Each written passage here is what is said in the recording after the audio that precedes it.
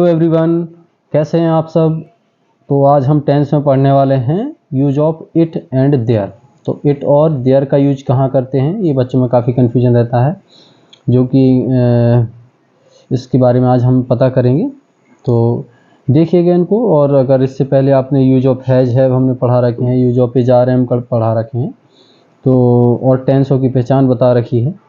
तो अगर आपने वो नहीं देखा तो उनको ज़रूर देखिएगा चैनल पे जाके। बाकी इट और देयर के बारे में हाथ सीखिएगा, तो लास्ट तक रहिएगा, इसके बारे में आपको कोई डाउट नहीं रहेगा। देखते हैं, चलिए। तो हमने जैसे कि लिख पहले से लिया है, क्योंकि थोड़ा सा टाइम कम लगता है, वीडियो छोटी होती है तो आप देखना पसंद करते हैं, वरना बड़ी वीडियो शायद आप देखना पसंद नहीं करते, इसलिए अभी तक उनमें कोई व्यूज नहीं आए हैं। चलिए कोई बात नहीं, इसको छोटा ही रखते हैं। इसलिए तो जिन वाक्यों में दिन, महीना, मौसम तथा समय के बारे में बताया जाए तो वहाँ हम इट का यूज करते हैं। तो दिन, महीना, मौसम, समय, बेसिकली इनका हम वर्णन किया जाए। और मेन वर्ब ना एक्टिविटी, जैसे ह्यूमन बीइंग वाली एक्टिविटी हैं, खाना, पीना, ओढ़ना, नहाना, धोना, सोना, तो ये सब नहीं। बेसिकली जैसे कि आज सोमवार है, कल मंगलवार है, तो ये देखो आज सोमवार दिन के बारे में बताया जा रहा है। कहते हैं कि जनवरी का महीना है, दूसरा सेंटेंस यहीं लिखते हैं हम, जनवरी का महीना है। तो देखो महीने के बारे में बताया जा रहा है, कोई एक्टिविटी नहीं हो रही यहाँ पे, तो ठीक है। तो इसमें भी हम इट का यूज करेंगे। तो चलिए बताते हैं। सबसे पहले हमारा इनमें सब्जेक्ट हम इट ही मानते हैं, सब्जेक्ट हमारा इसमें इट, ये कह लो हिडन, छिपा रहता है, ठीक है। तो इट ही मानते हैं। सबसे पहले इट लिखेंगे, फिर उसके बाद वर्ब लिखेंगे, यानी कि यही मेन वर्ब होती, ठीक है। ये मेन वर्ब भी मानी जाती है इसमें, लिंकिंग वर्ब, ठीक है। तो एम भी लिख दें या कुछ भी लिख दें। तो वर्ब प्लस अदर वर्ड यानी कि और भी जो भी इसमें सारा एडवर्ब भी आ सकता है, कुछ भी इसमें हो सकते हैं, तो उनकी मीनिंग लिखनी है बाद में, ठीक है। तो सबसे पहले इट, फिर उसके बाद वर्ब मतलब एजारम वाजवियर में से कोई एक। एजारम वाजवियर क्यों? क्योंकि इन वाले सेंटेंस में मेन वर्ब तो आती नहीं, तो प्रेजेंट इंडेफिनिट, पास्ट इंडेफिनिट, ये सब तो होंगे नहीं, यही होंगे, यानी कि प्रेजेंट टेंस। तो इनमें लिंकिंग वर्ब एजारम वाजवियर ही आती है, ठीक है। तो चलिए बनाते हैं इसको। जैसे कि आज सोमवार है, तो सबसे पहले जैसा कि हमने बताया है कि इट, फिर उसके बाद तुरंत लास्ट वाले वर्ड की लास्ट वाला वर्ड यानी कि वर्ब। तो क्या है कि अंग्रेजी इज, ठीक है। इज क्यों? क्योंकि इट हमारा सिंगुलर सब्जेक्ट, हमने पढ़ा था पिछली वीडियोज में। तो इट हमारा सिंगुलर सब्जेक्ट है, तो इसके साथ हमेशा एज ही आएगा। अगर था है, पास्ट टेंस है, तो वाज आ जाएगा बस, ठीक है। तो इट इज, फिर क्या है, फिर तुरंत इसकी अंग्रेजी लिखेंगे जो दिया गया है। तो मंडे, इट इज मंडे। उसके बाद क्या, आज, टुडे। ये एडवर्ब है, ये हमेशा बाद में ही लिखी जाती है, सेंटेंस बाद में या सबसे पहले लिखते हैं, बीच में भी आ जाते हैं, अलग अलग इनका वो है। तो ये हो गया हमारा, ठीक है। अब ये दूसरा सेंटेंस, जैसे जनवरी का महीना है, तो सबसे पहले हमें क्या लिखना है, इट। फिर उसके बाद है कि अंग्रेजी इट के साथ हमेशा एज आएगा। फिर क्या है, जनवरी का महीना, तो जनवरी का महीना की अंग्रेजी क्या आएगी, द मंथ ऑफ जनवरी, ठीक है। क्योंकि का की अंग्रेजी ऑफ आ जाएगी यहाँ पे, the month of January, ARY, ठीक है। It is the month of January. तो इस तरह से ये हमारा बन जाएगा। जैसे कि अगला और सेंटेंस बताएं, जैसे कि अब क्या वाले बता दें, क्या आज बहुत सर्दी नहीं है, नहीं वाले, ठीक है। तो शुरुआत में क्या आ गया इसमें, तो जब भी शुरुआत में क्या है, तो क्या हम जो लास्ट वाले वर्ड की वही क्या की अंग्रेजी, पिछले सेंटेंस में हमने पढ़ा ये, ठीक है। तो जब भी क्या आ जाए, तो जो लास्ट वाले वर्ड की अंग्रेजी यानी कि जो वर्ब है वही क्या की अंग्रेजी हो जाएगी, ठीक है। तो आना तो इट है, मौसम के बारे में बताया जा रहा है, सर्दी, ठीक है, सर्दी, गर्मी, ठीक है। तो ये सब मौसम। तो इसमें क्या लिखेंगे हम, शुरुआत में क्या की अंग्रेजी, इज, क्योंकि इट के हिसाब से क्या आएगी, इज। उसके बाद देखो, और ये सभी सेंटेंस अलग हैं, देखो पास वाले अलग थे जिनमें हैज हैव आता था, और वो एजारम वाले वो अलग थे कि ये सेब हैं, वे संतरे हैं, वो सब। और ये दिन, महीना, मौसम, समय वाले ये अलग है, तो इसमें इट आता। सबकी पहचान अलग है, बस आप धीरे धीरे इनको सबको दिमाग में बैठाइएगा, समझते जाइएगा, रोज़ हमारे साथ रहिएगा।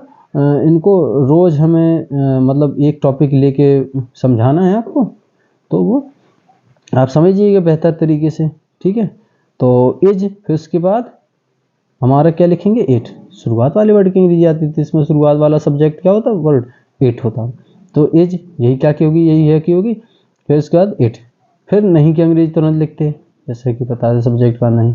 फिर क्या बचा, बहुत सर्दी और आज। तो बहुत सर्दी की अंग्रेजी लिखेंगे वेरी कोल्ड मीन्स बहुत सर्दी, और टुडे मीन्स आज।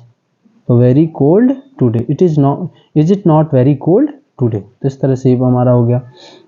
जैसे हम अगला थर्ड वाला, जैसे कि ये फोर्थ, ये थर्ड है, ये फोर्थ लिख दें कि क्या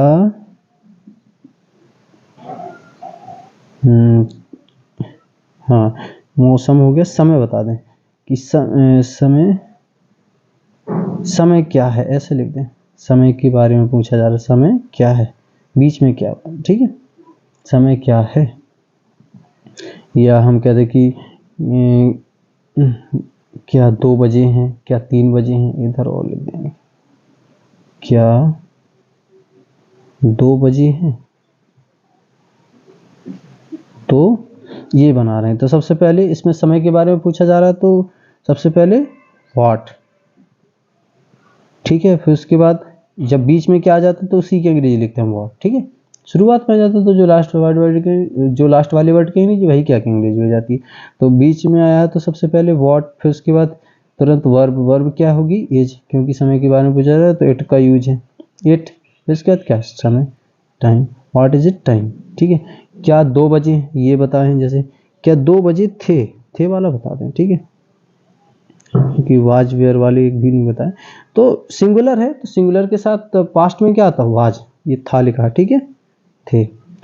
तो सिंगुलर में पास्ट के साथ क्या आता है, वाज। तो जो लास्ट वाले वर्ड की वही क्या की अंग्रेजी हो जाएगी, तो क्या लिखेंगे, वाज, क्योंकि ये समय के बारे में बताया जाए 2 बजे हैं।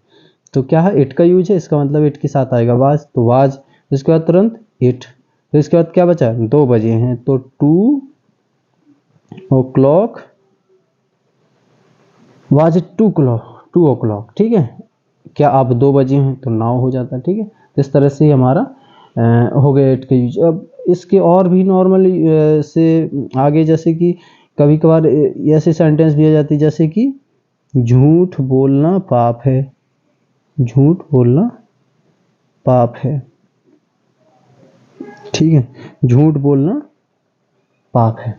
तो इन वाले सेंटेंस में कोई सब्जेक्ट नहीं है, तो और क्योंकि कोई वो सब्जेक्ट हमें दिख नहीं रहा, तो इसलिए हम इन वाले सेंटेंसों में को भी हम इट से बनाते हैं। तो सबसे पहले इट, फिर इसके बाद वर्ब, सब्जेक्ट के बाद वर्ब आती है, एज। इसके बाद क्या है, पाप, सिन, इट इज सिन टू, फिर क्या है, ये झूठ बोलना। तो जब भी क्रिया, ये झूठ बोलना एक्टिविटी ह्यूमन द्वारा की जाती है, ठीक है। तो ऐसे सेंटेंसों को हम किससे जोड़ते हैं, वो मतलब मेन वर्ब को टू से जोड़ते हैं, ये टू।